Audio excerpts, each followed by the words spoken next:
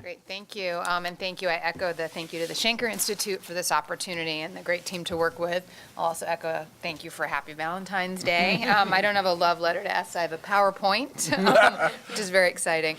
So, and I'll go through it pretty quickly. And so before we kind of discuss where ESSA is heading and whether the promise is being actualized, and again, I can jump to the end of the presentation, we don't know yet, but I'll still do my presentation. It's important to kind of think where we were and how schools and systems have been operating leading up to ESSA. So under NCLB, the theory of action was if we just focus on school achievement, student test scores, educators and policymakers will improve education. The important thing about this, though, is it did focus also on the performance of student subgroups. It was really critical information to not only see how schools were performing overall, but really to see where there were gaps so that we could address them. And there were a number of strategies that were included in NCLB, and some of which were maintained under ESSA, but we saw kind of these are the conditions within which schools have been operating for a number of years. And so when we look at what the outcomes were under this theory of action, we really didn't see the improvement in student test scores around this.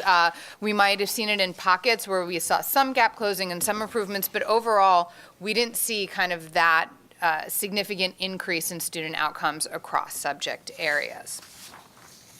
And when we kind of think about, well, why didn't we see these improvements under NCLB, which are important lessons to learn when we think about changes that we'd want to see under ESSA, was often we saw that state tests focused on low-level skills, so not measuring the full depth and breadth of the standards, and we know that assessments are meant to be aligned in instruction, and so when we think about kind of what instruction looked like under these types of assessments, was it incentivized to move students across the continuum regardless of where they started? There weren't really any incentives under NCLB for increasing access to an enriching curriculum. The drivers of achievement weren't included, so we were invisible under NCLB in terms of leading indicators, inputs, things that we know are contributory factors to student test scores and graduation rates. Often the solutions that were mandated weren't helpful, not all of them were evidence-based, and they didn't always match the reason for the low performance. And again, there was a focus on schools and teachers, and educator quality and leader quality is critically important, but not a focus on school resources and then the state and district policies that either enable these conditions for learning or serve as barriers. And we've heard a number of them in Illinois and Pennsylvania around kind of how they're still coming at play. So under ESSA, we have an opportunity, states have an opportunity for new approaches to accountability, and ones that focus on what matters for achievement, so a focus on achievement, but also the conditions for achievement, and requiring attention for continuous improvement in education. So one thing I hear a lot of conversations about is the schools identified for CSI, comprehensive support and intervention, and TSI, and the low graduation rate high schools, which are critically important, but depending on the state, might be about 10% of your schools. So we're looking at states and saying, are you establishing systems that drive continuous improvement across all schools, the other 90% of schools, and across all subgroups? And so it's not an either or, but do your systems support conditions across all the indicators that you're selecting and for all students? And so we also want to think about, when we're looking at whether states are living up to the potential or the opportunity under ESSA, is are they redesigning their schools around equality and inequity? Are they redesigning them around a 21st century curriculum? And are they addressing kind of all the components of equity around a high quality curriculum, well prepared and supported educators? We're seeing significant variation in state plans around how much they're focusing on teacher and leader quality, not only for schools identified for support and intervention, but across all schools. Are they tackling the issues around resources? And are they looking at the different supports that students and families need to succeed? And so our kind of the lens through which we're evaluating whether or not states are fulfilling the promise of ESSA is whether or not they're really addressing the root causes of inequity and looking at systemic and structural racism and the different impacts that things that happen outside the school are having within the classroom. So for today, I'm going to focus on kind of three indicators or a set of indicators that we're looking at to measure state progress. So the first one, which we're able to look at in the short term, is to what extent states are incorporating high leverage equity indicators and accountability improvement systems. And LPI released a report on this last year. We'll be doing a follow-up report we're hoping to release next month that looks at which indicators states are selecting to use in their accountability system, either for identification purposes or school diagnostic purposes. And we've identified 5 indicators that we think if you're committed to ending the school to prison pipeline, if you're committed to ending inequities and opportunity and outcomes, looking at these indicators will help in furtherance of those efforts.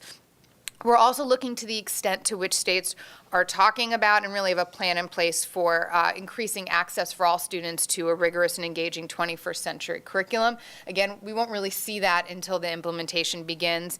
And then there's different ways we can assess a commitment to resource equity, but there's some kind of leading indicators in state plans.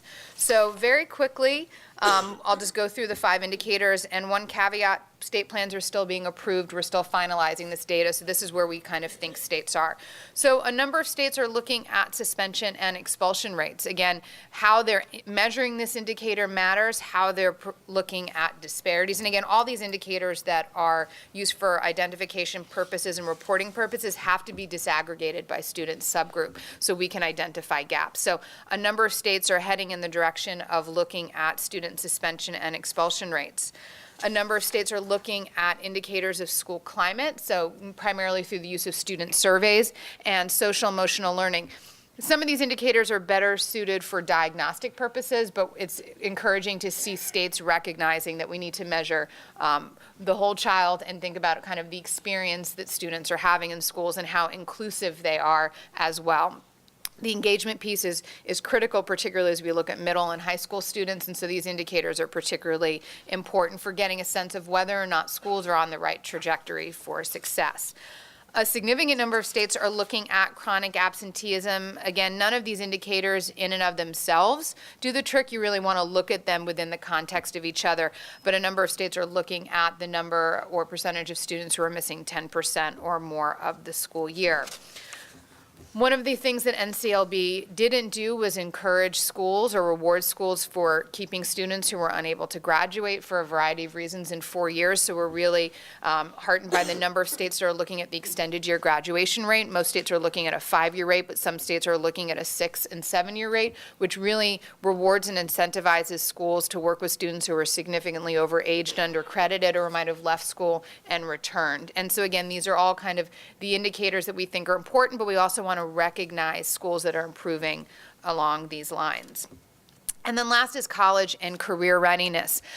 One thing, again, we're trying to be mindful of is it's not college or career readiness. We want college and career readiness, and we want to make sure that as states are thinking about preparing students for college and career, that they're expanding student opportunities and not putting them on pathways that narrow opportunities. So we are mindful around tracking.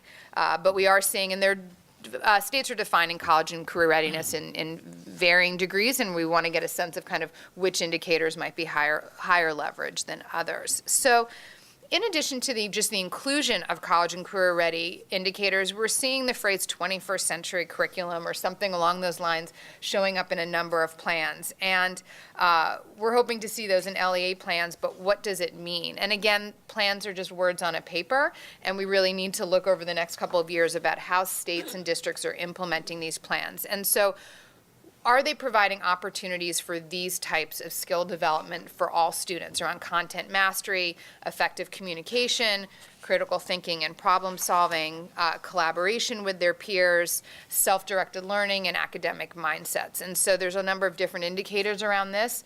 Seems promising in a number of states, and we're hoping that these practices will be replicated across other states.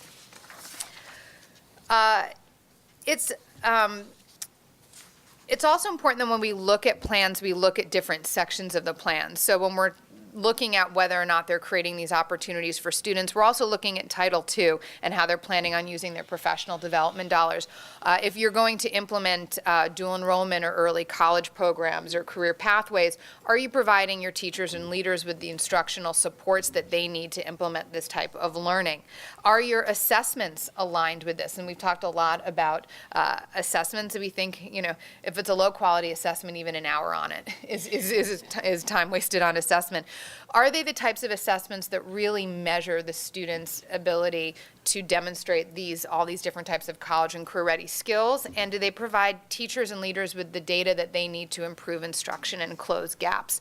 And so there's a number of states are moving towards the use of high quality student performance assessments, so that allow students the opportunity to demonstrate the application of content, knowledge, and learning in rigorous ways. New York City, Oakland, a number of districts have really taken on the use of performance assessments and have really used them as a better sense of whether students are college and career ready. And so this is included in your PowerPoint. Kind of one of the concerns around NCLB was this narrow focus on assessment, but again, it's really the type of assessment that we're looking at, and are they providing the data that teachers and leaders need to improve student performance. There's a number of opportunities within ESSA to align curriculum with high quality assessments, and some states are moving in this direction. A number of them are doing this around science. We'd like to see this in other areas. A number of states are looking at student growth, so whether or not they're in terms of their school identification piece, so whether or not students are performing. Again, we want to make sure that all students are showing growth and that subgroups of students are showing growth. And then finally, there's a number of different ways that states can indicate that there's a focus on resource equity. Some of it's not being included in their plans, but you look at the facilities that students go to school in, their access to technology, to enrichment programs, to support staffing ratios, salaries. There's all these different pieces to resource equity. But one way that it can be approached in a comprehensive way is through community schools, and we know that that's something near and dear to AFT, and they've done a significant amount of work in that area. And LPI recently released a report around community schools, and we've seen this is one way, it's not the only, but one way to kind of really address some of these resource inequities and meet the needs of the whole child. So there's 4 pillars of community schools, and this is according to our report, ESSA requires an evidence-based intervention for schools identified, and community schools meets that evidence-based standard. We're seeing a number of states, Pennsylvania, one of them, who've been explicit about the role of community schools in school improvement. Illinois is another, Minnesota, Ohio, and West Virginia, identifying community schools as an approach of interest. They represent a place-based strategy in which schools partner either with a nonprofit organization or a local government agency to provide integrated student support, such as counseling and healthcare, expanded learning time, opportunities for family engagement, and collaborative leadership. And so it's very much tailored to the needs of that individual school, so it's not this kind of cookie cutter approach, but it takes into consideration all the conditions that need to be in place for students to succeed.